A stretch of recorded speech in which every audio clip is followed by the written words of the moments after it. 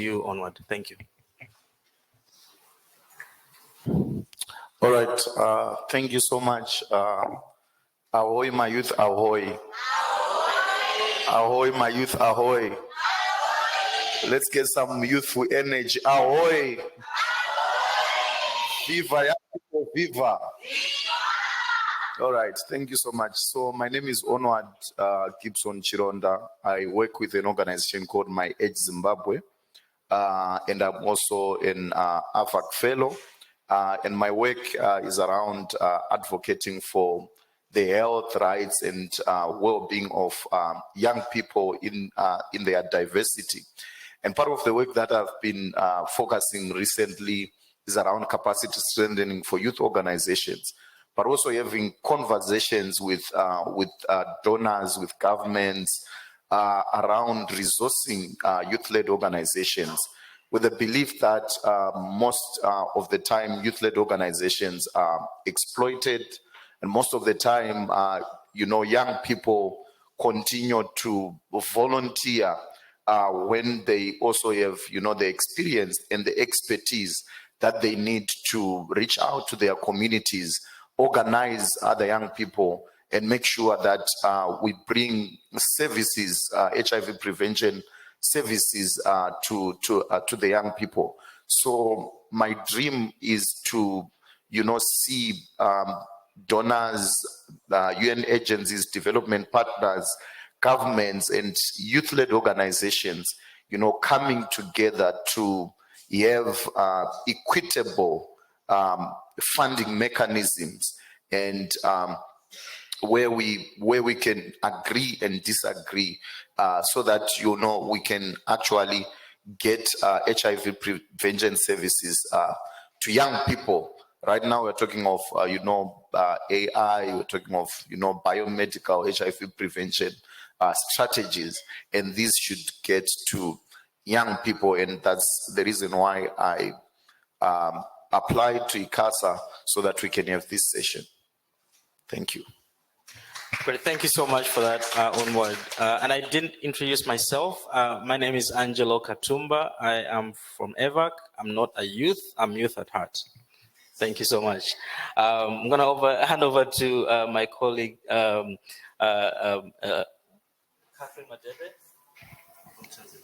Okay. Viva youth, viva! You guys all right? You guys all right? You feeling it? Do you want to be financed? Do we want to be financed? So before starting saying anything, what do you see in front of you? Like we, the youth, what do you see? I would say expensive. Aren't we? So, okay. Yes, we are. We are expensive. And that is what we want, the global partners. We want our government. We want everyone who is working toward youth initiatives to see that we are expensive. We are not cheap as they think we are. And that is why I brought us here today in front of you guys. We want to speak for ourselves that whatever that we want to do in our community with regard to HIV interventions, we want to be financed. We want youth-led organizations to be financed. And that is what we want. So my key takeaways will be, it is about time that we think we should, invest in young people, and it is about time. And that is why we are here today. We have, just like what Onward has said, we have always been taking as volunteers, like young people not being trusted, like we cannot, manage funds, we cannot do anything for ourselves. And like every streams of funds which are coming to us, it has to go like somewhere else, like big organization, then you're going to sub-grant us. We don't want that. We are capable. We know what we want and we know how to do it in the communities. Because we are the one who develop all these interventions, we know how to do it, we know how to get it there, and we want for ourselves to take the steps toward that, towards what we want. So let us invest in young people's capacity. Let us invest in, if you see, this is going to you partners and, others who are giving hands to young people. If you see a young organization is not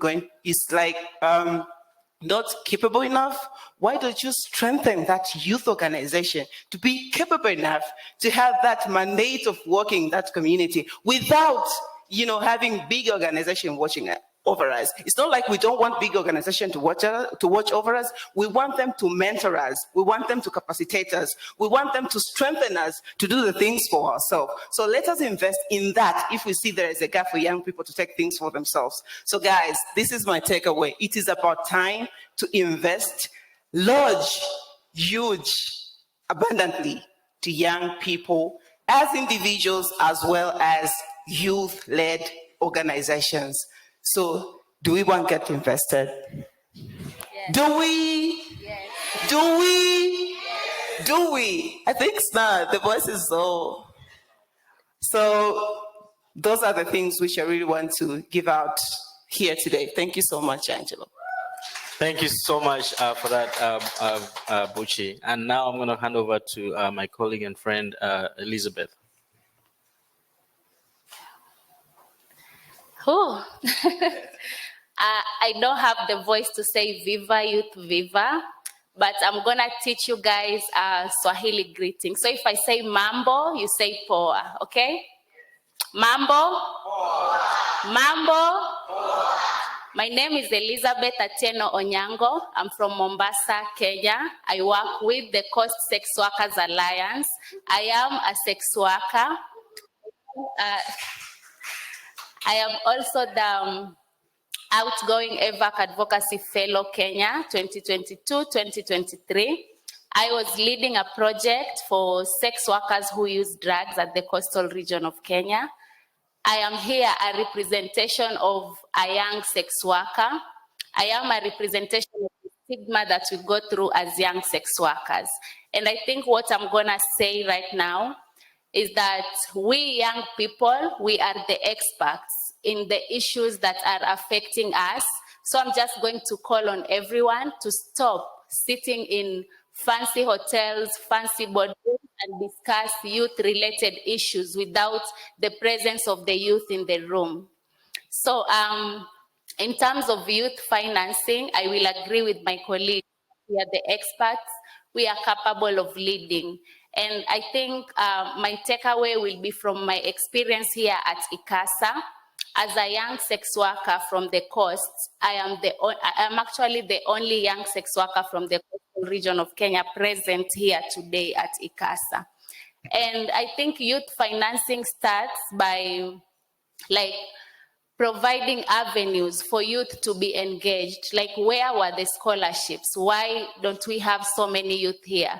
I have attended youth sessions and the crowd, like, this is the first youth session that I actually see like young people's faces. I have attended a couple that the representation was so low.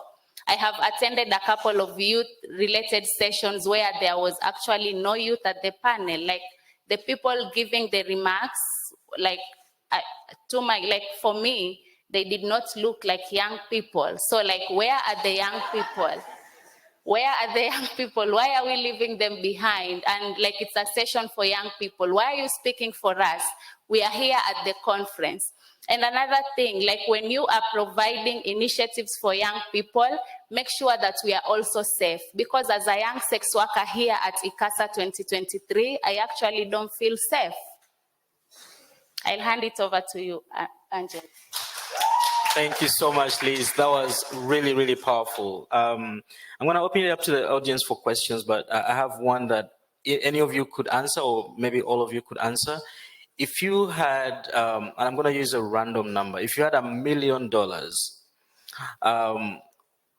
what would you do with it for youth programming that is meaningful, that involves the youth, and how would you determine those priorities? Anyone can start us off. You had $1 million this morning. What would you do with it, and how would you determine those priorities? Okay, so if I had $1 million with me right now, it's a tempting good amount of money. But, but in terms of youth priorities, with my passion right now, because I'm also leading a project on the pivarin vaginal ring, that we want to have young sex workers at the coast be meaningfully engaged in product rollouts and also like product development, because products are developed for us, but we are not engaged in any way. So if I had $1 million right now, I will have sex workers be invited in rooms where we can talk about like our needs in terms of HIV prevention, where we can get to have a say in terms of what we want in product development, even product rollout, and even like have a sex worker lead in the sensitization of these products, because they are developed by scientists, they are brought to the community without our engagement. Yet it's very important to have that connection, because even if we have like over 10 products that are meant for the community, these products won't deliver themselves. We need community's engagement in it.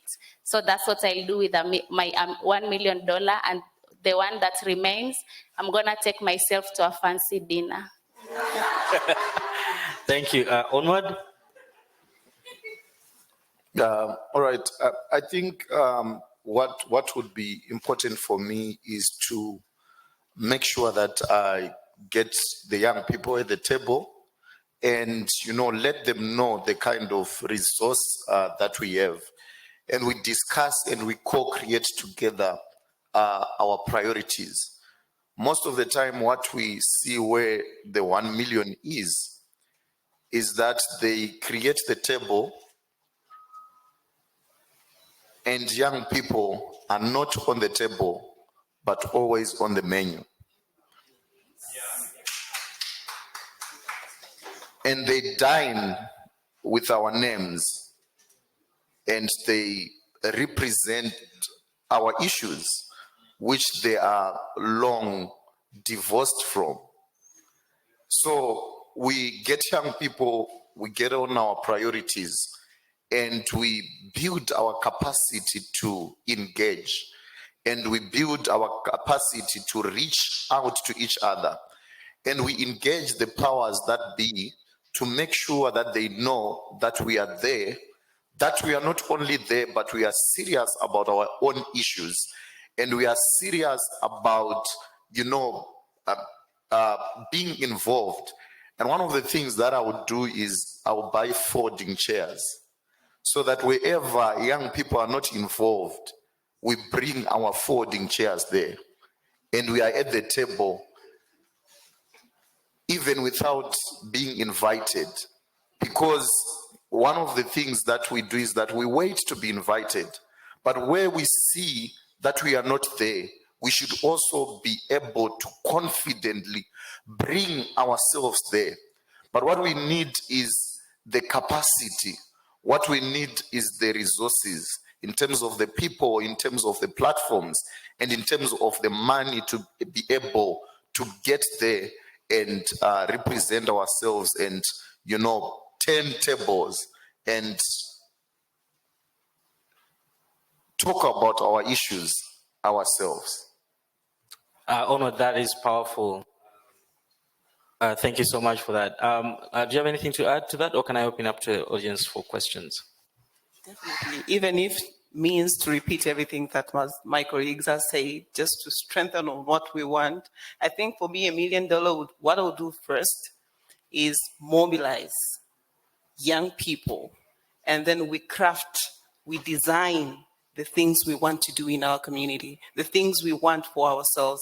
And then what we're going to do next, we're going to present those issues to those who think they own us. Thank you for that. We want young people at the table, not on the menu. That is powerful. I'm going to open it up to the audience. If you have any questions or comments, or if you're a young person and you have some idea of how to prioritize youth financing, please speak up. Oh, great. We have a bunch of hands. I'm going to take one over there and the young lady over here, and then two in the back to start with. Keep your comment brief so that we can get a lot of people to participate. We have a roving mic over there. So the gentleman and then the lady over here. At the front first. Over here. Thank you so much. Good morning, everyone. My name is Josh, and I'm from Say What organization. So my contribution, I'll be brief, is what's making it difficult for youth-led organizations to thrive are the donors themselves. So I've been moving around here, speaking with some of the donors here, and they actually say that you have to have 5 years experience, this and that, to receive funding from us. And these processes are actually long and difficult for youth-led organizations to be able to get funding from donors. So we need to make the process easier for youth-led organizations at grassroots level to be able to get funding so that they can be able to lead at community level. Thank you. Very, very important. Thank you for that. At the front. Your name, organization, and country, please. Morning, everyone. My name is Tafara Takura. I'm also an SRHR defender with Say What. So my question is for the panel. When you do get the funding for a program that you get, how do you suggest that we make the fund sustainable? Because like Catherine mentioned, you say that sometimes it's a process of trust. They don't trust us with their money. So then if we do get that money, it may be allocated exactly to the program that I'm planning to have, and they want results then and then. But what if it comes to a point where I need more money, but I cannot ask the donor who gave me the money because they want feedback on the money they had given me before? How can we make the money that we get in the beginning sustainable and last us longer? Thank you so much. We'll get two in the back and then we'll respond.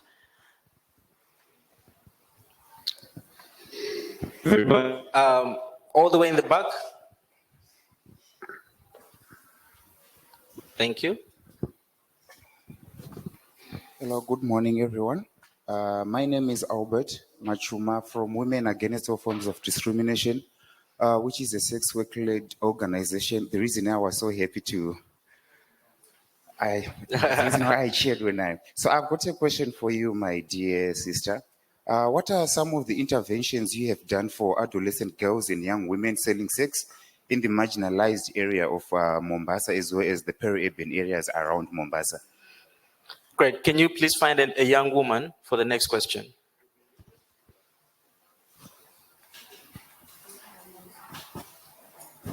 Thank you.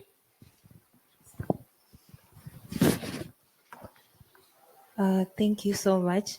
Let me first appreciate the diverse panel. It's youth coming from different backgrounds. So mine is a question: how do we youth become one strong voice? Because you realize that as youth, we are united as we are in this room. But the moment we get out of that door, we are so different because we are trying to impress someone. So how then, as young people, do we come up with platforms or ways to become one consolidated voice so that when we say something as a young people, it is heard as a young people? For nothing for us without us is definitely against us. Thank you. Thank you so much. Can we get some, thank you, response? We're gonna get those responses and we'll hopefully do another round. Can you keep your responses to like 30 seconds each? Long process of capacity strengthening. How do we go? How do we go? Yeah. No, there was a question about the processes are long. Youth are not capacity. How do you build capacity for the youth? Yeah. Can you answer that? Yes, please. I think this was part of my very first remarks, which I gave. And one of the things that I said was how, if the donors, now I speak to the donors, right? Because they're the one who are saying like young people are not capable, right? Like you need to have 5 years experience and so and so. So if you're seeing a very good project, a very good youth, young people who are like very clear, very focused on what they do, why don't you, now I'm speaking to the development partners, why don't you strengthen that particular organization? Starting with the staffs, starting with the financial capabilities for you to actually be able to finance that particular organization. And this goes to the part of sustainability, because for me, I think also sustainability part comes in two ways. Like you, the one who are developing programs, the community itself, like we as young people, what programs are we developing that has to be sustainable? Because we cannot always tune our minds to develop programs, ending after 1 year or 2 years. What are we developing that is so sustainable in terms of project? And then goes to the donors. Now you're going to finance this particular youth organization. We don't want like 5 years. That is not an ultimatum. It should be like, we're going to have a 1 year, we are looking on how the progress you made. So we're seeing this as the challenges. How can we perfect your organization? How can we make you better? How can we strengthen you so that we can do this in another year and another year and another year? And this goes both ways. So I think those are my takes. Great, thank you so much for that. And Liz, can you speak about some of the programming for youth in Mombasa and elsewhere, but also speak to a unified youth voice? How do we achieve that? A unified youth voice, how can you achieve that? Thank you, Angelo, and thank you for your questions. So about the interventions for young sex workers in Mombasa, I think first we realized that there was a gap. And like, it wasn't people who realized it for us, but young sex workers, like everything that was going on was not very inclusive for young sex workers. So when we realized that, we started fronting ourselves, like raising our voices and start demanding for programs that are uniquely tailored for young sex workers at the cost.